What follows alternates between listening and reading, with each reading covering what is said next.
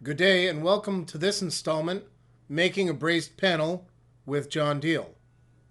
And first, let me point out that we will be using standard 1x2 white pine for the frame. That is, without any bevel or quarter round. This makes the job a little simpler since we don't need to worry about minding the bevel. We just need to make sure our ends all go in towards the center. We start by cutting off the end of our stock material at a 45-degree angle. Next, we'll measure down to our first length at 18 inches, mark it, and cut.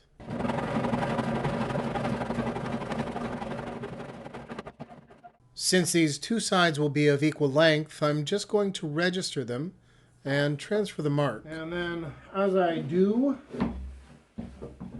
with my projects, I am really just going to match this back to back. Make your cut on the outside of the measurement. This will ensure that you don't cut your piece short. Now, how do we look? Nice, those are perfect. They fit exact. So we're happy with that. Okay. Now that we've got the 18s cut, we can move on to the 12-inch sides.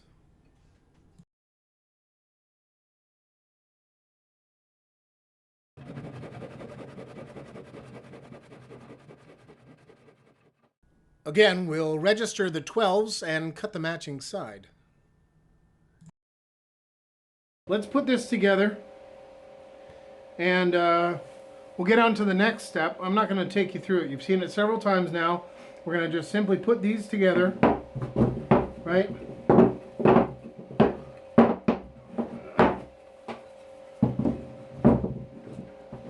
Okay, what I want to show you is what the difference is between a panel and a canvas stretcher or strainer is that we don't need to worry about bracing here. We need to brace from corner to corner so that we can reduce any type of torquing when it goes like this, rocks like that.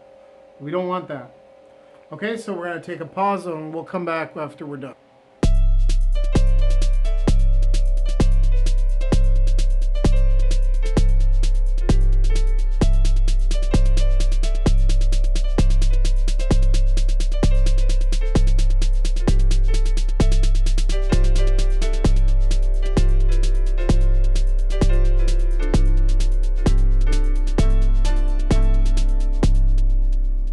Now the challenge, as you can imagine, is if this was a much bigger board, if I put a panel on here and it's not happy, if it warps, it's going to warp like this. It's not going to, nothing's going to happen here, nothing's going to happen here. So when we do our cross braces with our canvas, we're doing that to counteract any bowing that may happen because of the canvas stretching, tightening up. What we're doing here is we're making sure that the panel doesn't torque the whole, the facing that we put on here doesn't torque the entire frame. So the way to do that is we're going to put a piece that's going to go from corner to corner here and from corner to corner here. Now, it's not a perfect measurement, so what we'll do is we're going to come in and just line it up. Now, I like to eyeball this all the time because that's a nice, easy way to get it done. However, my miter box is not going to do this nicely, so I've got to figure out how to do this, and we're going to do it by hand. We're just going to make that cut by hand, nice straight cut. So what we're going to do, we'll come in, we'll bring this a little bit off of the existing cut, and you can see what I'm doing here. I got to wait for Winnie. So hold on one second, we got to wait for our photographer. While we're waiting for Winnie, I'm just going to come in and do this myself here. So we're going to come in, make a mark on our side there where they meet up. And we're going to come over, whoops, you should photograph it if you're going to. So then all I need to do is we're going to draw a line from one to the other. A piece of wood, I'm pretty sure is straight from here to here. Because I'm going to go ahead and do it freehand, I just want to make a mark here. Something I can follow to make me believe that I'm going in a straight line. We'll just put it over the edge here. And we're just going to clamp it down lightly. And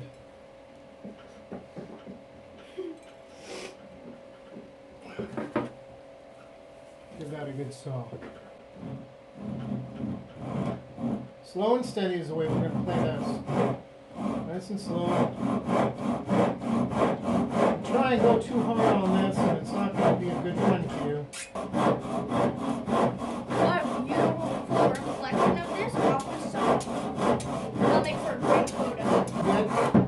Let's get a nice clean cut. Let's see how it works when we put it in.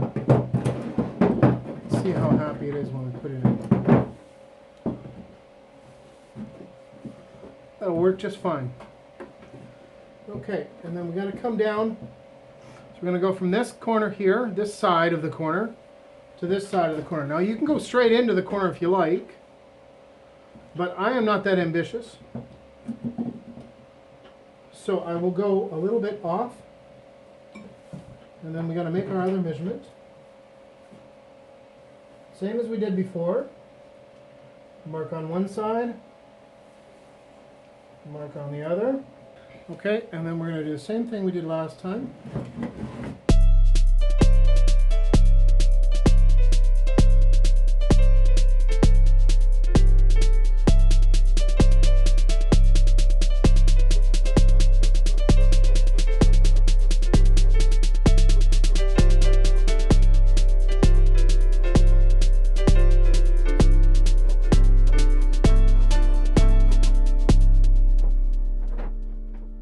Now that should fit right into our piece here, corner to corner. Well, that is nice and tight. Look at that. Yeah, it's perfect. It's a little bit off over here, but It's perfect. I'm not going to worry about it too much. I'm not going to worry too much about that. Well, in fact, I did worry about it and spent a few minutes refining that end to make it fit better. Sometimes, even though no one will see your errors, however slight they may be, it makes one feel good when the work they do is done well.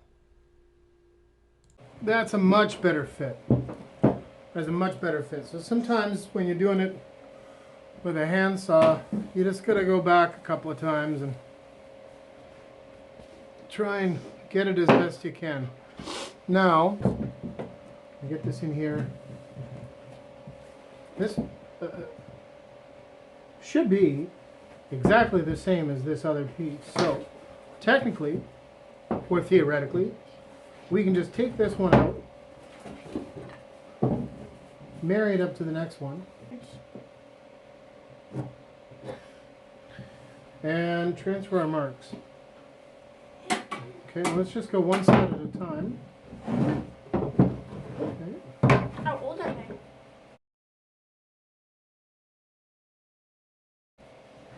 Let's get our guides there so we know where we're supposed to go. Making this 40-degree cut is all about patience and precision. I don't have any other guide than the pencil marks I've made, so I'm drawing back on my saw slowly and keeping my arm tight into my body to minimize any swagger in the blade. This helps me make the right and true cut. Now, like I've done in the past, we'll square it up, make sure we've got a nice guide to go by.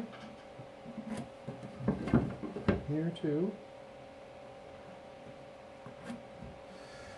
Okay. And then we'll clamp it down. 4 minutes later. So you can see what's happening here is that if it tries to pick up here, it's going to be counterbalanced by here and here and here. So you're really able to kind of give yourself some structural support when you need to. Here we're going to mark out where the two braces overlap so we can cut our lap joint. It may take a bit of finessing, but you really just want to make a tick where the two pieces intersect, and then we can use those marks to line up our cuts. I'm also going to mark a halfway point into the piece so that I know where I need to stop sawing. Again, starting out slowly and gently, I'm going to make my two outside cuts first, being sure to stay on the inside of my marks. The inner cuts don't need to be so precise. These are made so that less effort is required and more control can be maintained while chiseling it out.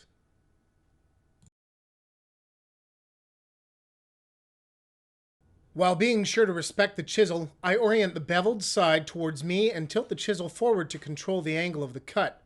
I'll start a little back from the middle so that I don't accidentally go too far, and then I'll go all the way. Finally, with my loose hand firmly planted behind the blade where it can't get in the way, I will clean up the base of the cut. Now it's time to dry fit the pieces. That is, to fit them together without any bonding agents such as glue. These two fit together so well, like hand and glove. I don't even think I'll need to use glue. So, I'll show you again before you go and switch off here. So we got it connected there, nice and tight. We don't even have to glue this, that's how tight that is. It's not coming out. All right? Add a bit of glue here.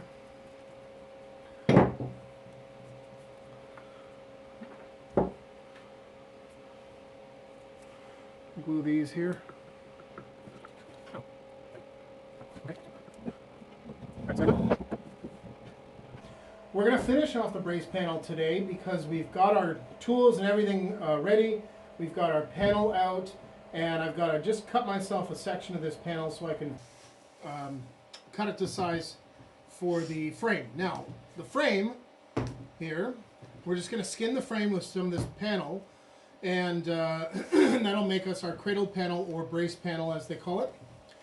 What I want to do is I want to measure this. So let me back up a little bit. When I came back out to check my measurements, they are a little bit off. So I'm about an eighth of an inch off on my on all sides here, which is fine, no big deal. What I want to do is put this up against my Luan. This is, by the way, this is Luan, and this material is made out of mahogany. It's also known as mahogany ply or door skin. I'm using this. It's a 4 mil, good one side mahogany ply Luan. I'm using this because it's very lightweight. So instead of masonite or MDF or plywood or what have you, those can tend to be pretty heavy. This has a pretty thin core and pretty light core, and so I can actually, you can see here,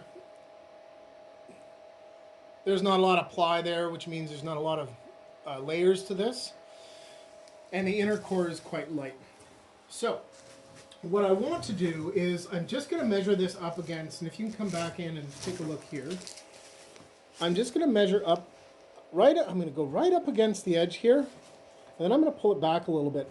And I'm doing that because I noticed that because it is a little bit off, I want to just give myself some leeway. So I'm going to come back a little bit. Now, whenever you're cutting sheet goods and you want a specific dimension, it's important to use a fence if you're using a circular saw, and that's what I'm going to be using. So today I'm going to use my circular saw to cut our piece, and right now it is unplugged. Okay, so it's not plugged in, so I'm not worried about it accidentally turning on, which would be disastrous, and you could lose a finger. So one of the things we have to make sure of is that, as you can see, there's this plate here, and there's a distance between the edge of the plate and the blade itself. We need to accommodate that for that. So when we're actually putting our fence on, we need to leave that amount, which is 1.5 inches, if you can see that, 1.5 inch gap between the line that we want to make, the cut we want to make, and the fence. So that means that I'm going to take my piece here, and I'm going to bring it back a little bit, and I'm going to measure out 1.5 inches for my first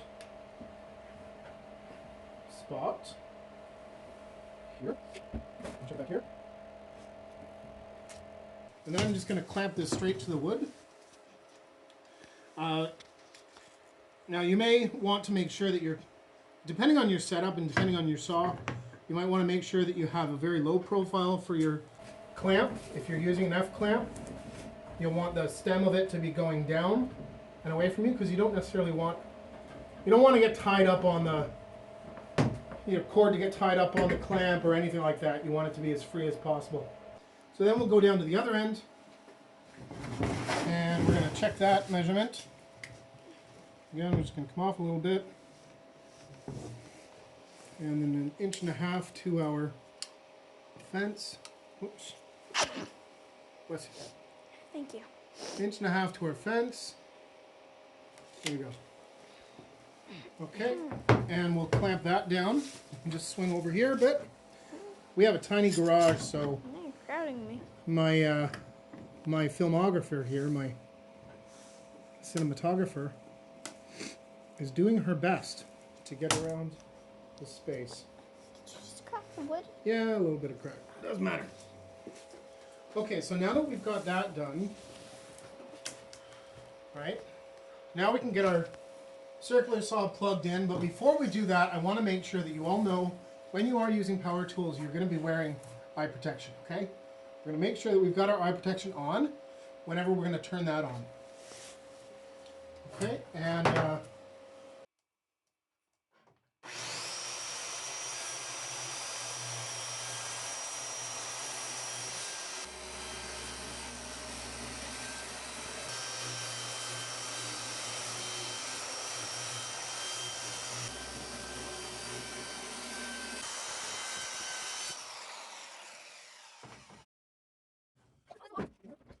Okay. okay, so now I'm done with that for now. I've got my 12-inch wide piece here, a little over 12, I think. Yep, we're about 12 1/4. Take our clamps off our work, and I can put this giant sheet away. I don't need the whole thing, I just need a little tiny bit of it. And then we've got clamps back, frame back. Yeah. And now we want to cut this the other way. So put it up against our sheet, and that is snug as a bug. I don't know if you guys can see this, but that is pretty snug. We got maybe a 1/16 on either side. That's actually super.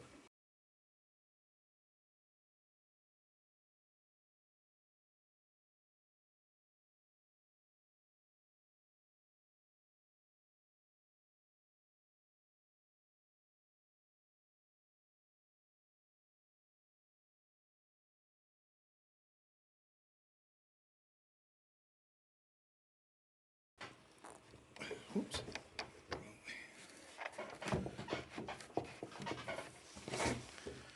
Okay, 19 and 11/16. Well, there we're at 19 and 1/8. Okay, that's fine. 19 and, sorry, not 1/8, 5/8. Okay, that's good. Clamp that down for me, would you? Sorry to clamp. Tighten it, you mean? Just loosen. Tighten it up. And again, eye protection. Safety goggles. So we're going to make sure we wear eye protection at all times. Some people will also, with circular saws, they'll also wear ear protection. I'm not doing a lot of that, and my saw doesn't seem to be terribly noisy. So I'm going to go ahead and make this cut. Acciones.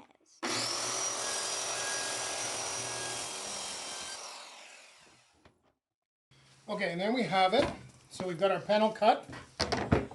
Let me just put my circ over here. I don't need my circ right now. Circular saw, you know what I mean? Now, do a dry fit to make sure that it fits. And I like to just kind of feel it and make sure that it's good all around. And you can feel on your edges here. I don't know if you can see that. I'll show you a little bit later. You can see the edge is just slightly proud of the frame. I'm okay with that. What we can do later on is sand it down if we need to.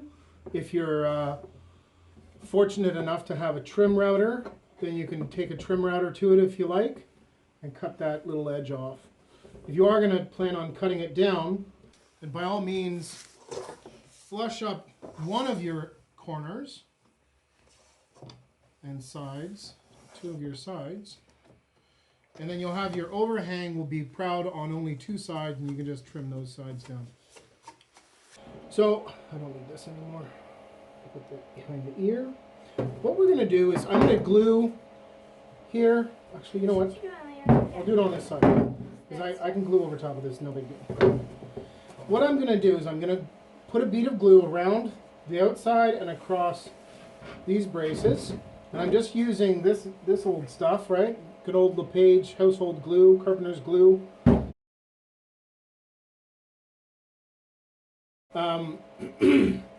But I'm also going to use a couple pieces of scrap wood. So what I'm going to do is I'm going to actually clamp these to the panel. Now the other way you could do this, well, I'm going to clamp these to the panel. What that will do is it actually distribute all of that pressure across that whole beam. So instead of just having two clamps and then you can have, you know, issues throughout here, I have the two clamps, but then there's, you know, these are actually quite, we're getting a lot of surface contact, which is what we want. All right.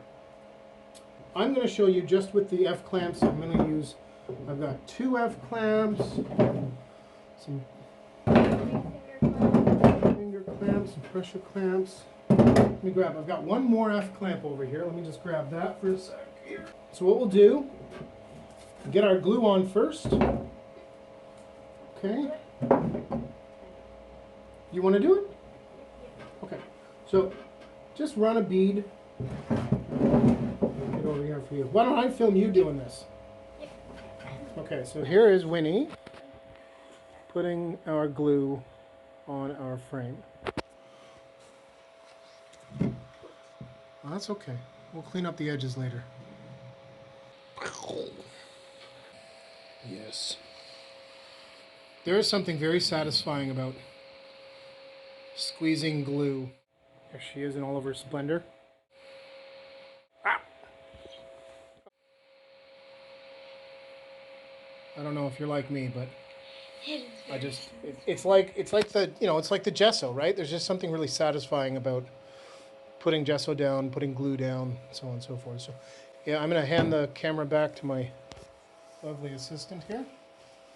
Okay, so what I want to do now is I'm going to place my panel. Okay, I'm going to get my first piece of wood, and we'll get our clamp.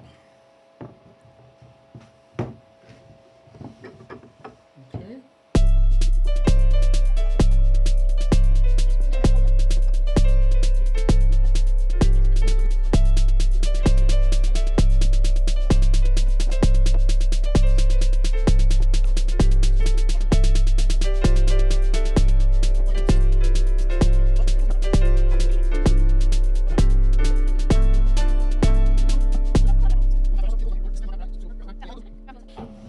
If you have any glue that's spilt out, like I have over here, now's the time to get it. Don't let it dry. If you let it dry, it's going to harden, which will make it even more difficult to get later. Bumped into the camera there.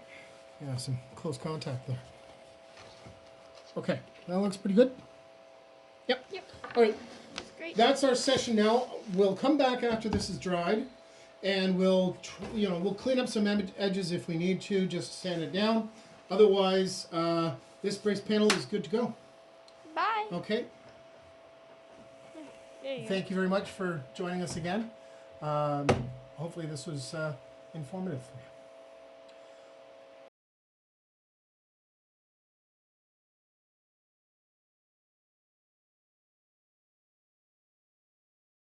If you want to know more about the technical world of art, like and subscribe.